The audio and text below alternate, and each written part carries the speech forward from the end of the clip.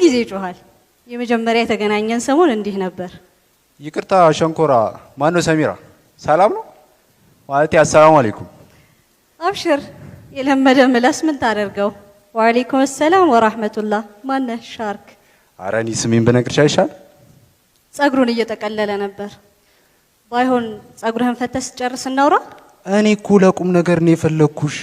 እንደ ሌሎች ወንዶች ከመሰልኩሽ ተሳስተሻል። ተው እንጂ። እኔ ላገባሽ ነው የምፈልገው።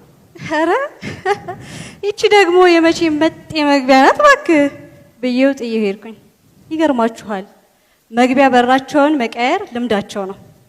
በሩን ከፍተው የገቡለት አቤት ጢባራቸው። ያ መንገድ ላይ ያስቸገረኝ ወጣት ስልኬን ኬት እንዳመጣው ባላውቅም ደወለ። ሄሎ የኔ ሞናሊዛ ማን ነው? ፋይዛ። ሳቂ መጥቶብኛል፣ ግን ለራሴ ተውኩት። ማልበል ለመኮሳተር እየሞከርኩ ማልበል። ወይኔ ጠፋኝ። ስሜን እኮ አውቀው ነበር። አዎ ሰሙን ለዘውጅ ፈላጊ ነኝ። ሰውዬ ፌስቡክ ላይ ስምህን እየቀያየርክ ማምታታት ለምዶብህ ከሆነ እኔ አላውቅልህም። አሁን ግን ስልኬ ላይ ነው የደወልከው። ማን ልበል ነው ያልኩህ? ኧረ ቀስ ደ ለማንኛውም ሰሚር እባላለሁ።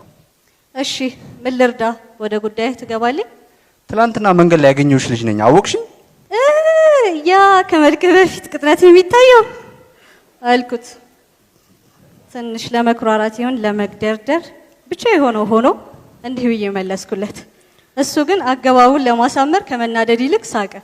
በሳቁ እየተገረም እንደ አንዳንዶች ቅጥነት ውበት ነው ብሎ ይኮራበታል ወይንስ ንዴት አያውቀውም የሚል ሐሳብ ውል ቢልብኝ ገና ከጀምሮ በሬን እየከፈትኩ ባልሆነ ስለ ራሴን አስጠነቀቅኩ።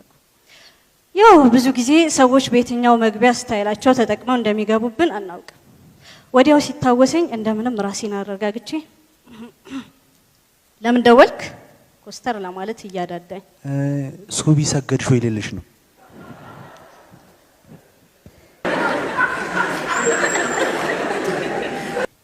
ሱቢ ሰገድሽ ወይ? በጣም እኮ ነው የሚያስቀው። ዙሁር ተሰግዶ 10 በተቃረበበት ሰዓት ሱፊ ምን ባልሰግድ ልትቀጣኝ ነው?